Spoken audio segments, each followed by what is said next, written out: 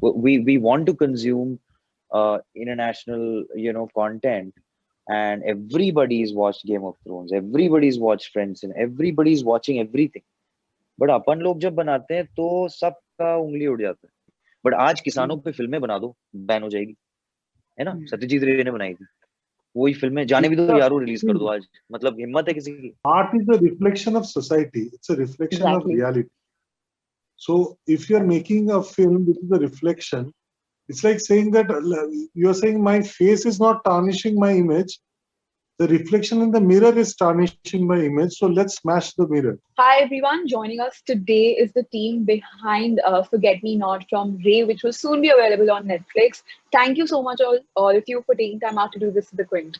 Thank you. Look forward. Satyajit Ray is a phenomenon. Like, probably a lot of people have wanted to know more about him, but because of the language barriers, somewhere have not been able to read as much. I want to ask you, what was your first brush with Ray, and why do you think that his stories are still relevant even today? So my first brush with Ray was when I was, I think, 6 or 7, and interestingly, it was with a short story before anything else, before a film or typically a Feluda story or a Shonku story. We left an indelible impression, like most Bengali minds. They tend to get influenced by his writing because it's lucid, it's crisp, it's informative, it's entertaining. It's a totally urban kind of a prose, fatless, and in Bengali they have this term called jhorjhore, which refers to both French fries and this kind of writing. So it's absolutely crisp and jhorjhore. It was culture at home to read and watch films. It was not considered a bad influence. So I did watch a lot of Ray movies and read a lot of short stories, like Srijit sir said, that, it is part of your upbringing, because you'll always find these books somewhere at home, either in your uncle's or aunt's or grandparents' house, or somebody will pass it on, read it out to you. I mean, he's somebody who wrote there's a story called Bonku Babu's Friend, which he wrote in the 1960s, which had a character called Mr. Ang, who is an alien. And there are reports out there that E.T. was inspired by that. So, yes. Alien controversy was actually pretty big during its time, because Satyajit Ray went to Hollywood. He met with Marlon Brando. He met with Peter Sellers. All these were on his proposed cast for the film. But the executive producer, he turned out to be not that great a person.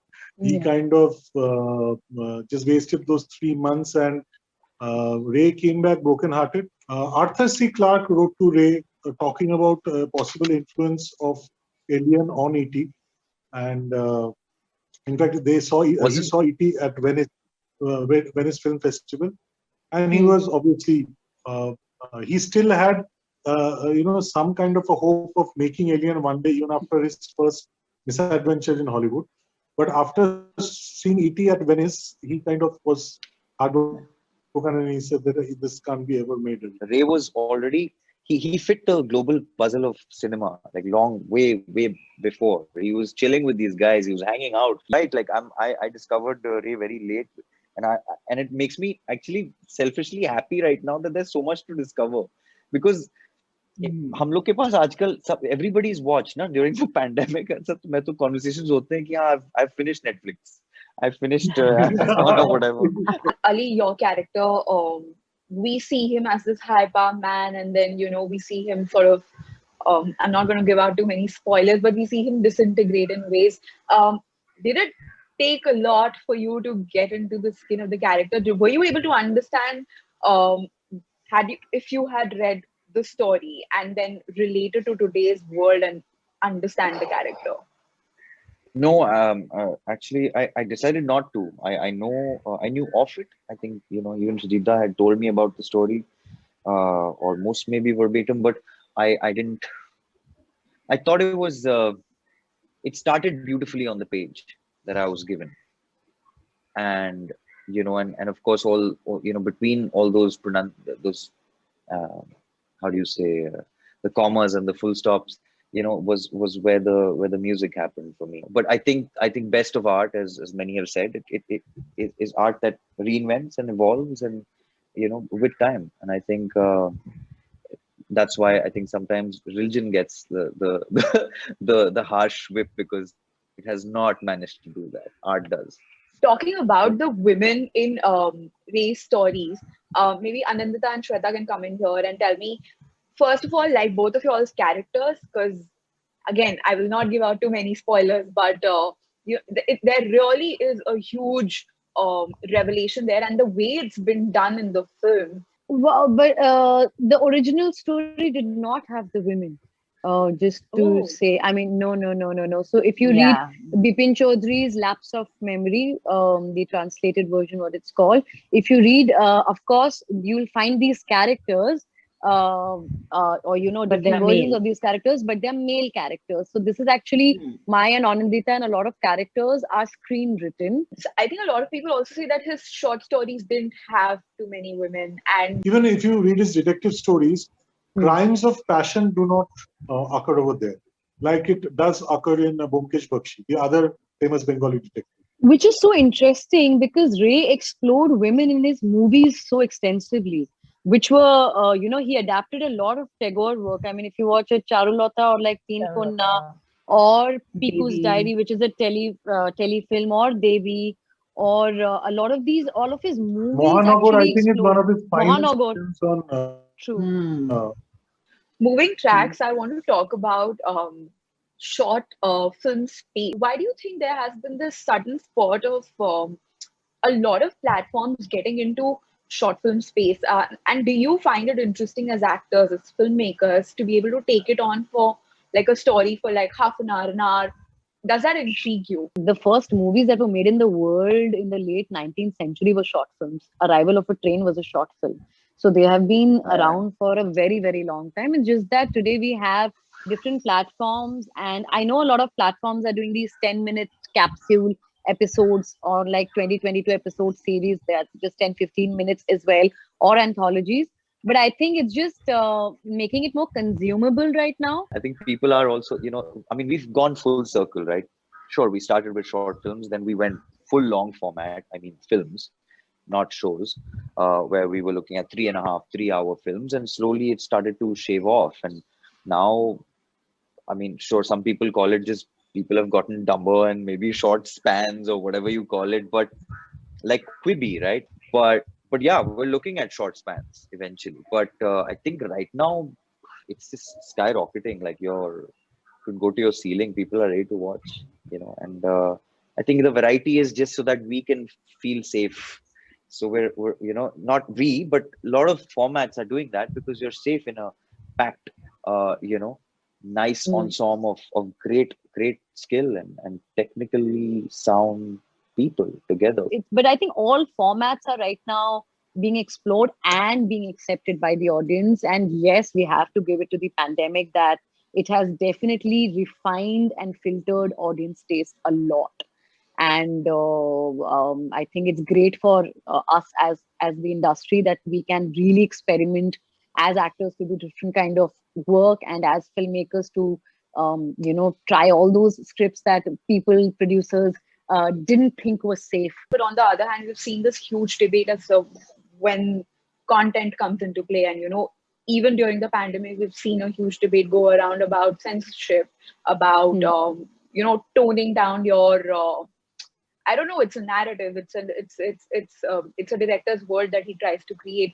Do you think now as actors, as makers, people are putting in more effort as to what the reaction to a certain story might be? As an audience, I'd love to watch art, and I call it art. If I watch a movie or any content, I don't want to watch something that's sanitized. I don't want to watch something that is so safe, so politically correct.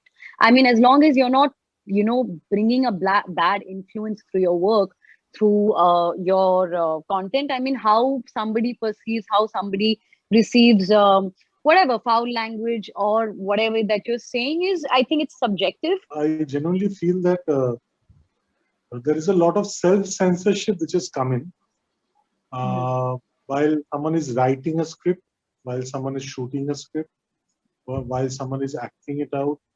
The platforms have faced a lot of trouble in the past because of that, and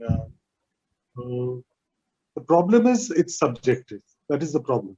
I mean, you cannot draw a line. Let's say a person from Karni Sena, that aesthetic will be very different. If it's a different organized, for example, there was a recent uproar from a group of rebels in a particular part of the. So now they had a point of view. They had a perspective. So each perspective is unique and different and relative. And the problem is once you start getting offended, there is no end to it. I mean, it becomes almost like a national pastime. Today, let's say you're going to a museum, you're seeing a birth of Venus. The feminists might say that Venus is being painted from a male gaze. I'm offended. The anti-nudist might say that why is Venus not wearing clothes? I'm offended.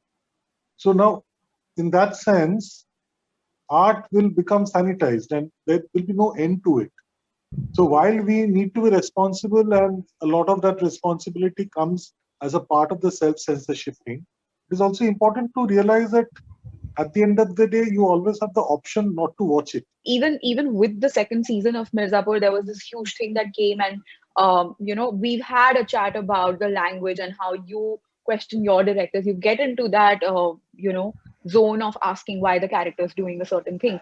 Do you think that still, like, I mean, as Srijit pointed out, that who decides where we're crossing the line and where is the line and what's the line?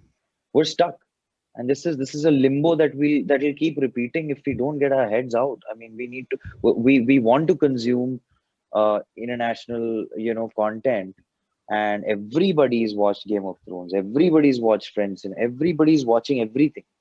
But अपन लोग जब बनाते हैं तो सबका उंगली उड़ जाता है. Yeah, we are really desperately trying to get there on the world platform. We really are. Of course, there are going to be mistakes. Of course, this is a new canvas. We are new, but slowly that's also going to change. Give us, God. Like people strangle us. People are going to get shy, and then that's why we're going to go for the Academy and the Globes, and oh my God, let's make something. That's why we feel inherently happy. When we become part of international cinema, because you're scared. How can an artist be scared? You don't want to be scared in your own land. I'm so proud of my country. There's so many stories in my country. But आज किसानों पे फिल्में बना दो, ban हो जाएगी, है ना? सत्यजीत रे ने बनाई थी. वही फिल्में जाने भी दो, यारो रिलीज कर दो आज. मतलब हिम्मत है किसी की. So that's all. I think you guys said it perfectly. Art is a reflection of society. It's a reflection of reality. So if you're making a film which is a reflection, it's like saying that you're saying my face is not tarnishing my image.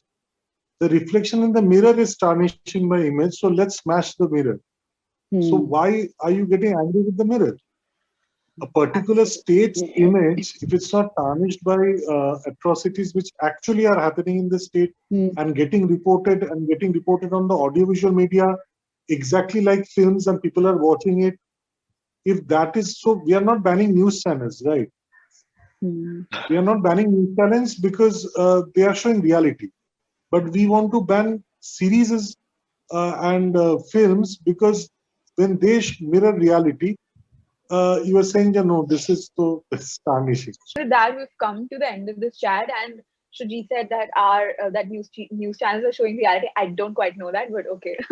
Thank you so much, all of you, for this lovely chat, and good luck for Ray. And looking forward to it releasing on Netflix. Thank you. Thank you. We are truthful, unafraid, and independent because of you. Now you can help our reporting from the ground. Go to thequint.com, click Become a Member tab, choose a plan, and pay. Because the truth is worth it.